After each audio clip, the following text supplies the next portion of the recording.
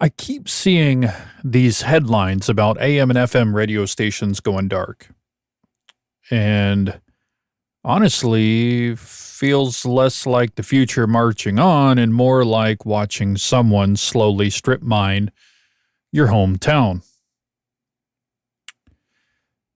Today, I'm going to talk about what's really killing local radio, why it matters way more than Wall Street would like to admit, and what it might take for the stations that are left to actually survive.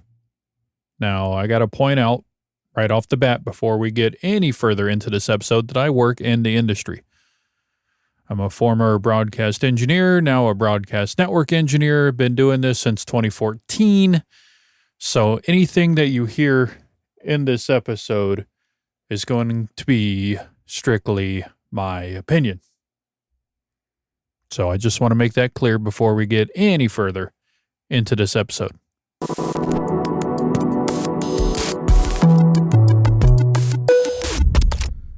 So the article that kicked this off from Cord Cutters News talks about this growing number of AM and FM radio stations shutting down across the country, framing it like a natural decline. Listeners shifting to streaming, younger audiences never touching a dial, that sort of thing. It points out that the number of AM licenses in the United States has dropped over the last decade, with hundreds of outlets disappearing on paper even before you count the zombie facilities that are technically licensed but effectively dead. That's the surface level story. Digital is eating radio. But if you actually worked in the industry, like I do, or grown up obsessed with it, like me, that's kind of only half of the story. And honestly, the less interesting half. Because underneath the tech shift, there's this other story happening. Consolidation, financial engineering, and a long line of owners who treated radio like a scratch-off ticket instead of a public service. And that's the part that really pisses me off. Let me back up and put my cards on the table. When I was a kid, I didn't just listen to the radio. I mapped it. Dial scans, call letters, tower sites, who owned what, which jock hopped from which station to which station. This was my baseball stats. Most kids were like, I want to be a firefighter, a policeman, an astronaut. And I was like, I want to either be the guy behind a mic or the nerd in the transmitter building at 2:00, keeping the whole thing alive. And I actually followed through and ended up on the technical side of it. I still work in the industry. So when I see an article saying a growing number of AM and FM radio stations are shutting down, I don't read that as some abstract trend line or clickbait article, headline, whatever. I read it as another community just lost a signal that could have been theirs. Now, yeah, the listening landscape has completely blown up. I get that. We've got streaming, podcast, TikTok, YouTube, satellite radio, the whole buffet of all you can eat, whatever. You get niche music, hyper specific talk, 24/7 background noise tailored to your exact mood at any given time of the day. Nobody's pretending radio is the only game in town anymore. But here's the thing. Radio didn't fade out of popularity just because Spotify exists. Radio got kneecapped over and over by corporate owners who thought you could run a station like a spreadsheet and the audience would just stick around out of habit. You could see the pattern. Buy every radio station in a region, cut costs to the very bare minimum, syndicate everything, fire all the local talent, voice track from 3 states away, make the programming so generic that if a station's legal ID didn't fire, you'd have no idea what city you were listening to.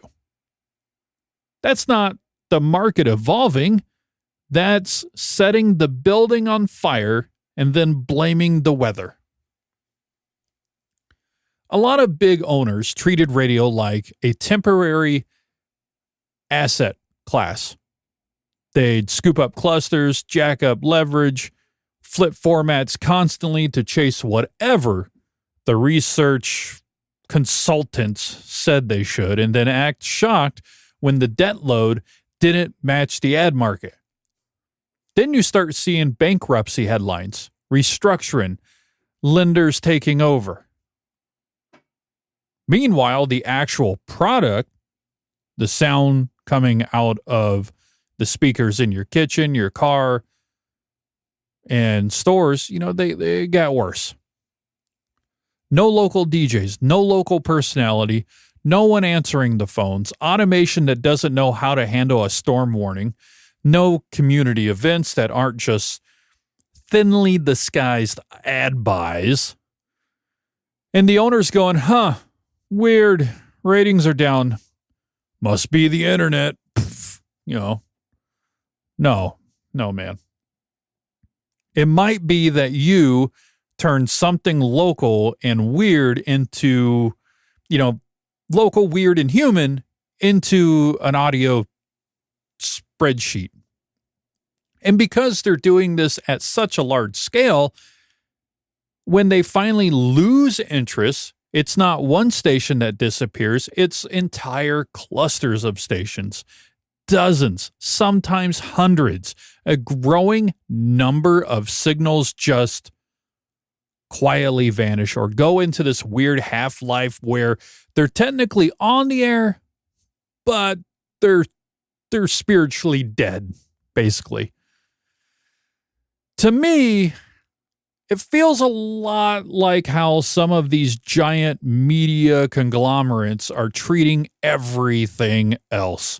They buy something that actually means something to people, a TV network, a streaming service, a game studio, and then, and their entire playbook is milk the brand, strip out the people who make it good, hit some financial targets, then walk away when the whole thing is hollowed out.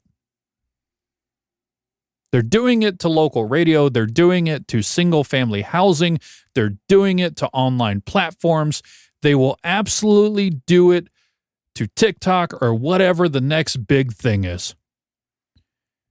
If it can be turned into a spreadsheet, someone will eventually try to bleed it dry.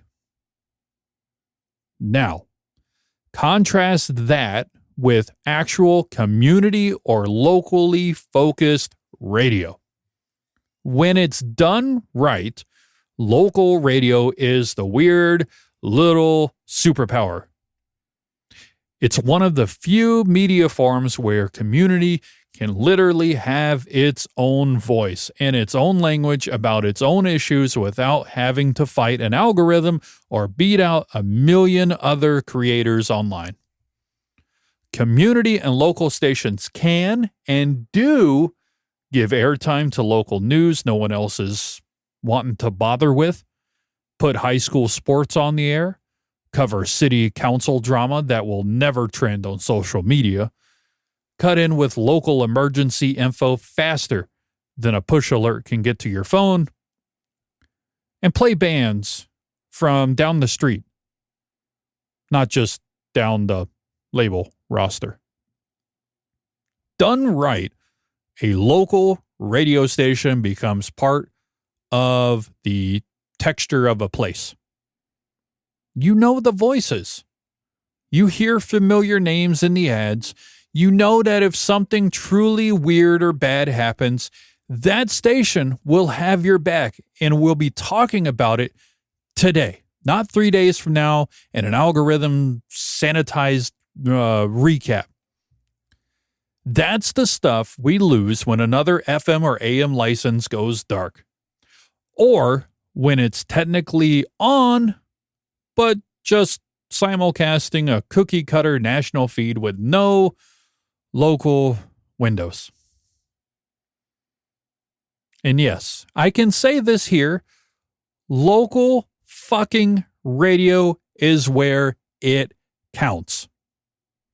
On a podcast, that's just a sentence. On the air, that's an FCC fine, a memo, and probably, let's talk in my office meeting. But I mean it. Local radio is the only part of this medium that still has real leverage. If all you're doing is playing the same 200 songs in the same order as every other corporate cloned radio station, you will absolutely get replaced by people's playlist and whatever streams they're listening to. And you should.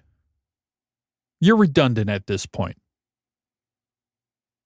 But if you're live, local, and actually present in people's lives, if the morning show is talking about the road construction you just drove through, if the midday jock is at the country fair, the county fair, if you hear your neighbor's business in an ad break, that sticks with you. That's something Spotify can't fake with a banner ad. The really tragic part is that we know this model works. There are stations out there that still invest in local talent. Let people actually talk. Partner with local advertisers and, inventive ways instead of just reading rate cards. And they use streaming and podcast as extensions of the brand instead of a replacement for it. And those stations, surprise, surprise, tend to have real loyalty. Shocker, I know. They aren't always the highest rated in the market, but they're the ones who people care about. They're also the ones most likely to survive because they're not just selling GRPs. They're selling actual relationships. So when I see a station go off the air, or I see numbers about hundreds of AM stations disappearing, I don't shrug and say, well, time to move on, I guess. I think, how many of those could have made it if someone actually treated them as local infrastructure instead of distressed asset? There's a line in some of the community radio research that stuck with me. These stations help bridge the digital divide and empower people who otherwise get left out of mainstream media. That's not just a feel-good, grant writing phrase. That's a design spec for what radio could still be. Because even as everything moves online, there are still people with bad or expensive internet. Remote areas where the cell networks don't quite reach or barely work. Older listeners who want something they can just turn on and trust. Communities where local issues never get oxygen on Facebook. Shutting down those stations doesn't just take away music or sports. It takes away a communication channel. And once that tower is gone, once that license is surrendered, it's really hard to get that back. So where does that leave us? If you work in this space, in this industry, engineering, programming, sales, you already know the tension.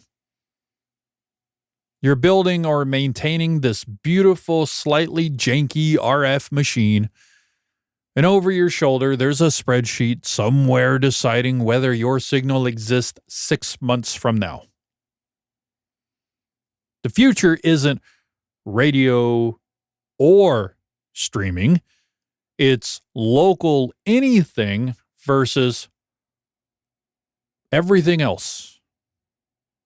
Radio just happens to be one of the clearest examples because you can literally hear the difference when it's done right versus when someone's trying to wring the last penny out before they flip the license. Here's my working theory. The stations that make it are going to be the ones that double down on being weirdly, stubbornly local and learn how to use the modern tools. Streaming, podcast, social, not as a replacement, but as a, extra paths into the same local heartbeat. And the rest? They'll quietly disappear into bankruptcy filings and FCC databases. And some article will tally them up like weather statistics. So yeah, I'm concerned, I'm sad, I'm angry, I'm still that kid who has that is way too into tower sites and call letters, and now I'm an adult walking into half-abandoned studios thinking, this didn't have to go that way. If I ever do a more in-depth episode, I want to dig into the numbers maybe more. Who's buying, who's selling, what models actually seem to work. But for now, I'll leave you with this. If you have a local station that still feels local, that still sounds like your town, pay attention to it. You don't have to turn it into some morale duty. Just notice that it's there, because as we're learning, once it's gone, it's not coming back easily. And the people making the decisions about that don't always live anywhere near the community that loses out. My name's Tyler. Visit at TylerWoodward.me on Instagram and Threads. Head over to TylerWoodward.com to listen to past episodes, get show notes. You can find links to all the various other things. You can support the podcast if you feel so inclined to do so. And then you can find the links to all the podcast platforms: Apple Podcasts, Spotify, YouTube, Amazon Music, and whatever else is listed on there. Leave me a rating and review. I hear that helps. Not sure yet. I'll catch you next time.